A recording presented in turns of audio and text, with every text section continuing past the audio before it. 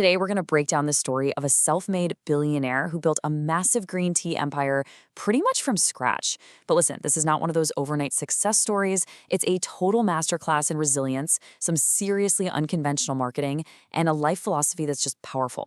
Let's get into the incredible wisdom of Thailand's Tan Passakornnatee. So, our story kicks off with this number right here, $100 million. Now, you might think that's a huge starting investment or maybe a lucky lottery win, right? Well, this number was the absolute starting point of his journey, but not in the way you'd expect. Yeah, 100 million Thai baht in debt. During the 1997 Asian financial crisis, Tan was staring at complete and total ruin. But this moment, this catastrophic failure, became the unlikely launchpad for one of the most incredible comeback stories you'll ever hear. Okay, so how on earth do you even start to tackle a debt that massive? I mean, most people would be completely paralyzed. But Tan's first moves were incredibly fast and decisive. And they really show you a mindset that was just hardwired for survival. This was his core philosophy. I know, it's a brutal image, but it perfectly captures this crucial lesson he learned. When a crisis is so big it threatens your very existence, you absolutely cannot hesitate. You have to make those painful sacrifices to save the whole operation. And he didn't just talk about it, he did it. Immediately, he started liquidating everything, personal stuff, business assets, you name it. Anything that could be turned into cash was. And with that one move, he cut his debt in half, from 100 million down to 50 million baht.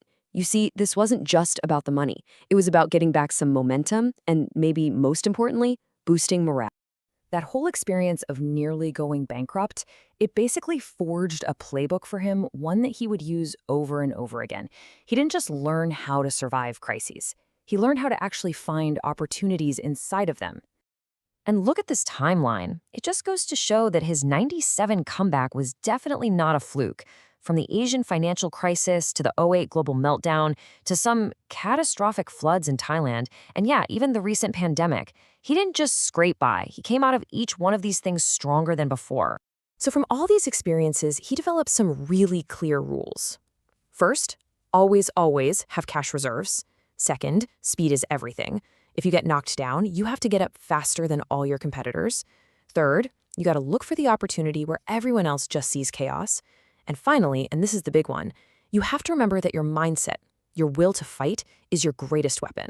But Tan didn't just survive, right? He built an actual empire. So let's shift gears and look at the growth engine behind it all. These really clever and often counterintuitive strategies he used to just dominate the market. His pricing philosophy was just completely backwards from what most people think. You know, we assume a higher price tag means more profit. Well, Tan flipped that idea on its head.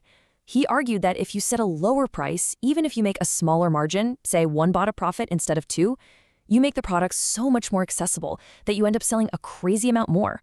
That sheer volume means your total profit is actually way higher in the end. And his framework for growth? Deceptively simple. He called it the 3N strategy. First, constantly innovate with new products to keep up with what people want. Second, you have to aggressively expand into new markets, even if they seem strange or unfamiliar. And third, you have to be willing to explore totally new businesses, things outside of your comfort zone. It's just a simple, powerful formula for always moving forward. This brings us to one of his biggest marketing challenges ever. So get this. He enters the Cambodian market, but nobody there even knows what green tea is. They don't want it. He couldn't even give it away for free. People would literally just walk away. So what do you do then? He didn't try to force his product on them. Instead, he just watched, he observed. And he saw all these kids crying for dolls at the market. So he stopped trying to sell tea, and he started selling dolls, cheap. And with every single doll, he basically forced the customer to take 2 bottles of his green tea for free. So they bought the doll their kid wanted, they got this free tea, they tried it, and they liked it. And just like that, demand was created out of thin air. Absolutely brilliant. Of course, strategy is nothing if you don't have the right people to execute it. And Tan's approach to leadership was just as unconventional as his marketing. He always put his people way ahead of rigid corporate policies. This contrast right here says it all. Okay, an employee gets seriously ill. Standard corporate policy might be to offer a one-time payout, and that's it. Tan's way? Totally different. He'd continue paying their salary and cover their medical treatment, even if they couldn't work. The message that sends is so powerful. You're family. We don't abandon family. And that is how you earn a type of loyalty that money just can't buy. He also had this great idea he called the dolphin theory. Think about it. When a dolphin does a trick, it gets a fish immediately, not at the end of the year. So he applied that exact same logic to his staff. He gave out profit-sharing bonuses every single month.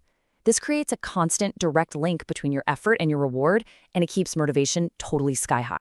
So when you put it all together, his resilience, his clever strategy, his people-first leadership, what's the core philosophy here? What can we really take away from his incredible journey?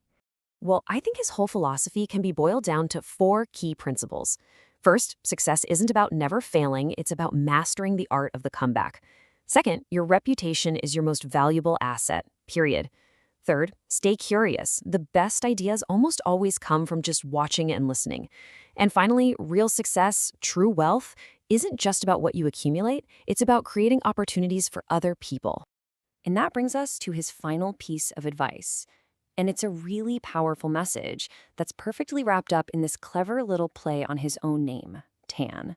See, in the Thai language, the word tan can mean stuck or a dead end. So his ultimate message is basically a promise. If you persevere, if you just refuse to give up, your life will never, ever be a tan. A pretty powerful thought to leave you with.